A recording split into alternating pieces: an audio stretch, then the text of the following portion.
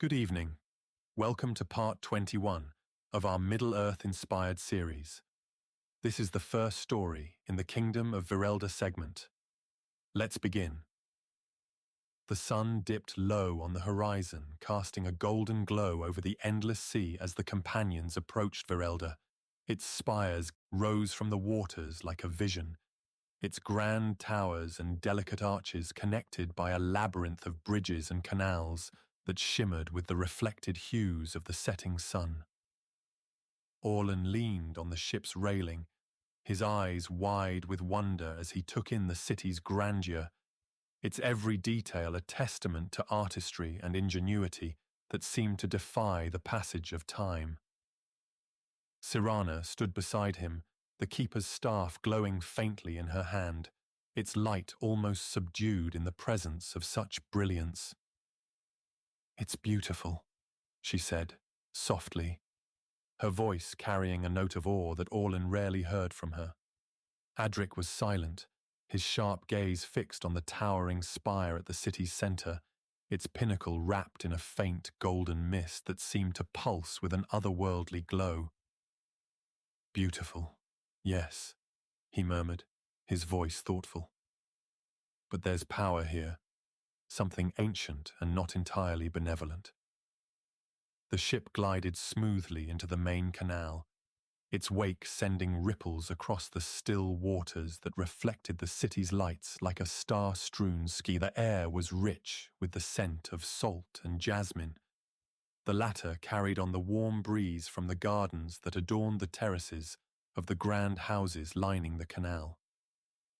Calen stood at the prow, his hand resting on the hilt of his sword as his sharp eyes scanned the passing crowds.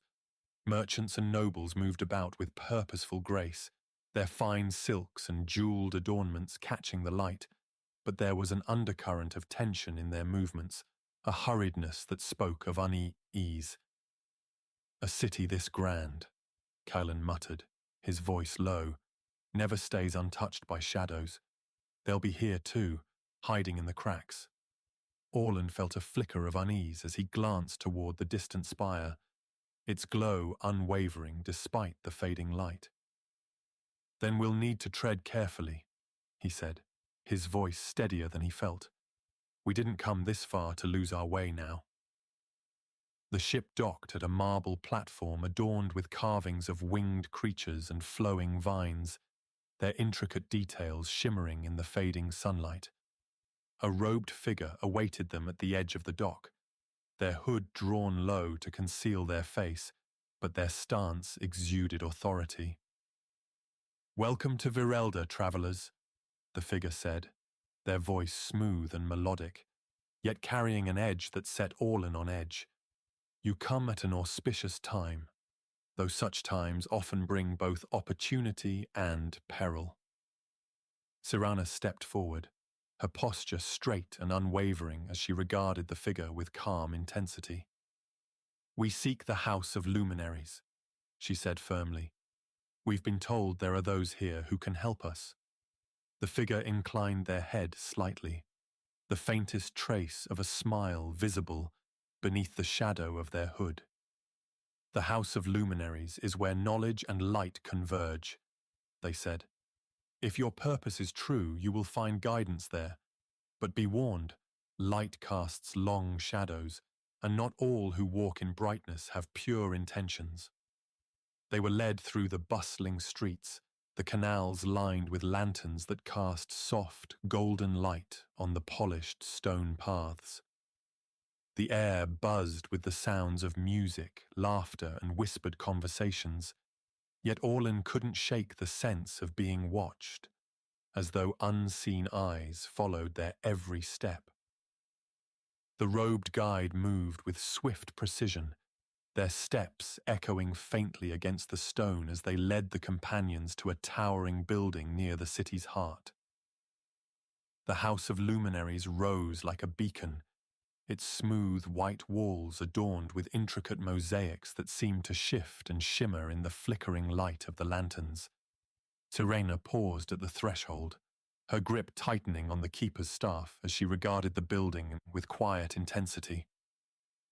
This place, she murmured, her voice barely audible, feels alive.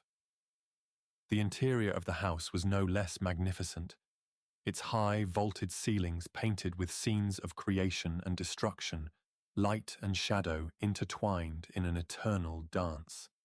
Scholars moved silently among shelves of ancient tomes and glowing orbs of light that floated gently above their heads, illuminating their paths. The guide turned to the companions, their voice low and steady. "The answers you seek lie within," they said. "But the questions you bring must be asked with care. Knowledge is a double-edged blade, and not all truths are meant to be known." Orlen exchanged a glance with Cyrana, her expression calm but wary, and felt the weight of their journey settle more heavily on his shoulders. As they stepped deeper into the house, the air grew cooler, and the faint hum of ancient magic surrounded them, a quiet reminder that their path was far from over. They had reached the City of Light, but its brilliance promised not just enlightenment, but trials yet to be unveiled. The House of Luminaries seemed to pulse with latent power as the companions followed their robed guide deeper into its hallowed halls. The air carried a quiet tension, as though the walls themselves were holding secrets too weighty to be revealed all at once. Orlen glanced upward at the glowing orbs floating above, their golden light casting moving shadows across the intricate mosaics etched into the ceilings. The designs depicted scenes of splendor and ruin, the rise and fall of empires rendered in painstaking detail. Adric, walking close to one wall, paused to examine the artifacts displayed in alcoves, crystal shards that shimmered faintly, an ancient blade suspended in golden threads, and fragments of parchment written in an elegant but indecipherable script. "This isn't just a repository of knowledge," he murmured, his voice hushed as though afraid to disturb the air. "It's a monument to power, loss, and something else I can't name." Cyrana, walking ahead, kept her eyes fixed on their guide, her grip on the keeper's staff tightening. "Whatever it is," she said quietly, her tone edged with suspicion, "we're being led to the heart of it." The corridors grew narrower, the golden light replaced by a silvery sheen that made the air feel colder. The walls were smooth and polished, their surfaces devoid of the intricate carvings seen earlier, save for faint spiraling patterns that seemed to shift in response to their presence. Orlen couldn't shake the sense of being watched, though he saw no figures other than the silent scholars who moved purposefully through the passages, their robes brushing softly against the stone.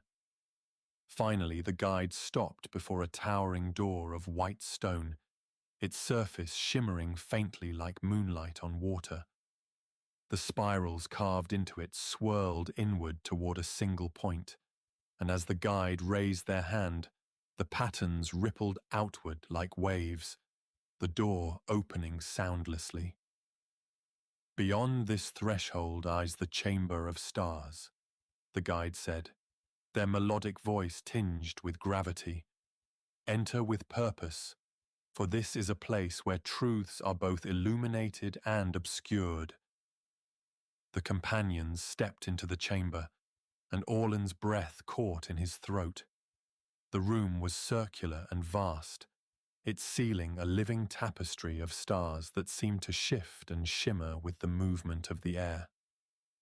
In the center stood a low pedestal carved from the same white stone as the door, its surface inlaid with glowing runes that pulsed rhythmically, as though in tune with the beating of a heart. Cyrana moved cautiously to the edge of the room, the keeper's staff casting a soft glow that mingled with the silver light emanating from the walls. "This place," she murmured, her voice filled with awe, "feels as though it exists outside of time." Adric approached the pedestal, his fingers brushing against the glowing runes as he knelt to examine them more closely. These markings, he said, his voice steady and curious. They're more than inscriptions. They're alive, changing with every moment, like the pulse of magic itself. The air grew heavier as the runes on the pedestal flared brighter, their light shifting into spiraling patterns that seemed to draw the companion's attention with an almost magnetic pull. Orlen felt the warmth of the relics in his pocket surge in response, their energy humming faintly against his skin. A sudden wave of emotion swept over him, hope, sorrow, and an inexplicable yearning for something just beyond his grasp. "It's speaking," he said softly, his voice trembling with the weight of the realization. Cyrana turned to him, her expression calm but questioning. "Speaking of what?" she asked, her tone measured. Orlen hesitated, his gaze fixed on the pedestal as the spirals shifted again, their movements deliberate and unsettling. "Of what's been lost, and what must be found," he said finally. "This isn't just a repository, it's a bridge." The hum in the air deepened, vibrating through the walls and floor as the light of the pedestal flared suddenly, casting long shadows across the chamber. Calen stepped closer to Cyrana, his hand instinctively resting on the hilt of his sword, though he did not draw it. "The magic here isn't dormant," he said quietly, his eyes scanning the flickering edges of the room. "It's aware, watching." Adric rose to his feet, his staff glowing brightly as he stepped back from the pedestal, his expression thoughtful but wary. "If this is a bridge," he said, his voice deliberate, "then it's leading somewhere, and whatever lies on the other side, it's waiting for us." The guide, who had remained silent, stepped forward, their presence commanding as they gestured toward the pedestal.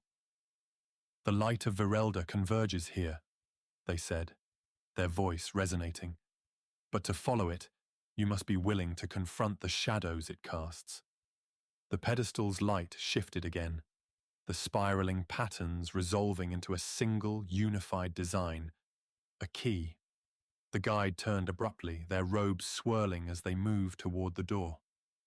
"Rest," they said firmly. "The path will reveal itself in the morning, but only if you are ready to see it." The companions exchanged uneasy glances as the chamber fell silent, save for the faint hum of the pedestal and the quiet, shifting light of the stars above. Orlen couldn't help but feel that they had stepped onto the edge of something vast and incomprehensible. A journey not just through a city, but through the very fabric of what they thought they knew. As the door closed behind them, the questions left unspoken weighed heavily in the air, each one demanding an answer that none of them were prepared to give. The morning light filtered through the intricate lattices of Virelda's canals, casting dancing reflections onto the pale stone walls of the city. The companions moved silently through the bustling streets, their steps deliberate as the hum of the House of Luminaries still resonated faintly in their minds. Orlen's thoughts lingered on the spiraling key revealed by the pedestal, its shifting patterns etched vividly into his memory. The relics in his pocket felt heavier than before, their warmth a quiet reminder of the unseen forces drawing them forward. Cyrana led the way, her grip on the keeper's staff steady, the faint glow of its crystal catching the curious gazes of merchants and passers-by. Adric walked beside her, his sharp eyes scanning the elegant facades and intricate carvings that adorned the buildings around them, while Calen lingered at the rear, his hand resting casually on the hilt of his sword, his demeanor calm but watchful. "The guide said the light of Virelda converges in the heart of the city," Adric said softly, his voice thoughtful. "If the pedestal was only the beginning, then the heart must hold something far greater and far more dangerous." The canals widened as they approached the central district, where towering spires cast long shadows across the bustling marketplaces below. The scent of salt mingled with the aroma of spices and flowers, and the distant murmur of flowing water blended with the lively chatter of the city's residents. Orlen felt a sense of unease as they crossed a wide stone bridge, its sides adorned with statues of winged figures holding glowing orbs. The glow of the orbs dimmed slightly as they passed, and a faint melodic hum seemed to ripple through the air. "This place is alive," Cyrana said quietly, her gaze fixed on the towering spire at the city's center. "The magic here, whatever sustains it, is woven into the very fabric of Virelda, and it's watching us." They reached the base of the central spire, its surface smooth and gleaming like polished marble, its towering height disappearing into the pale blue sky. A massive archway carved with intricate spirals and runes stood open, its threshold guarded by two robed figures whose faces were obscured by shadowed hoods. The figures stepped aside as the companions approached, their movements silent but purposeful, and the hum that had followed them through the city deepened into a low, resonant vibration that seemed to echo from within the spire. "This is it," Adric said quietly, his voice steady but tinged with awe. "The heart of Virelda." The interior of the spire was vast and cavernous, its walls lined with glowing panels that pulsed faintly with the same spiraling patterns seen in the House of Luminaries. A wide staircase spiraled upward around the edges of the chamber, disappearing into the heights above. At the center of the room stood a circular platform raised slightly above the floor, its surface inlaid with golden runes that glimmered faintly in the dim light. Cyrana stepped forward, her expression calm but resolute as she raised the keeper's staff, its light merging with the glow of the runes. "Whatever lies here," she said firmly, "it's tied to the pedestal and to the relics." Orlen felt a chill run through him as he stepped closer to the platform, his gaze fixed on the spiraling patterns that seemed to shift and twist like liquid light. "It's asking something of us again," he said softly, his voice trembling. "But this time it feels heavier." The air grew colder as the platform's glow brightened, the runes resolving into a single, unified design that pulsed in time with the hum that filled the chamber. The companions exchanged uneasy glances as the light grew stronger, casting long shadows across the walls that seemed to ripple and shift like living things. Calen's hand tightened on the hilt of his sword, his sharp eyes scanning the edges of the room. "This doesn't feel like an invitation," he muttered, his voice low but tense. "It feels like a test."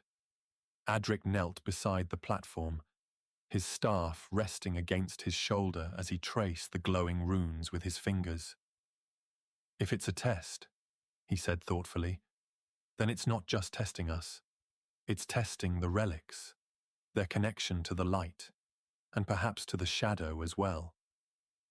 The platform's light flared suddenly, flooding the chamber with a golden radiance that sent waves of energy rippling through the air.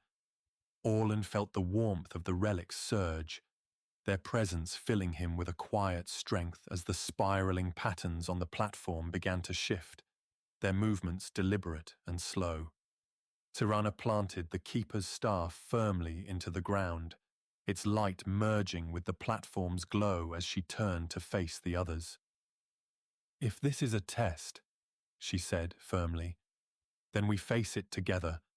Whatever happens, we cannot let the light falter." The hum deepened into a melodic resonance, and the spiraling patterns resolved into a single, brilliant design that seemed to pulse with life. Orlen stepped forward, his breath catching as he reached out to touch the platform's surface, his hand trembling as it made contact with the glowing runes. A wave of energy surged through him, and the world dissolved into light and shadow. He saw Virelda as it had once been. A city of pure light, its magic a living force that connected every spire, every canal, and every soul within its bounds. But he also saw the darkness that had crept into its heart, a shadowed force that sought not to destroy the light, but to claim it for its own. The vision faded, leaving Orlen breathless and trembling as he stepped back from the platform, his thoughts swirling with the weight of what he had seen. "The heart of Virelda," he said, softly, his voice unsteady, "isn't just a beacon. It's a battleground." The platform's glow steadied, its spiraling patterns fading into a faint, pulsing light as the chamber fell silent once more. Cyrana lowered the keeper's staff, her expression calm but questioning as she turned to face the others. "The relics brought us here for a reason," she said quietly. "But this is only the beginning. Whatever lies ahead, it will require more than what we've given so far." The companions stood together in the golden light, their resolve unspoken but clear as they prepared to face the trials that awaited them beyond the heart of the City of Light.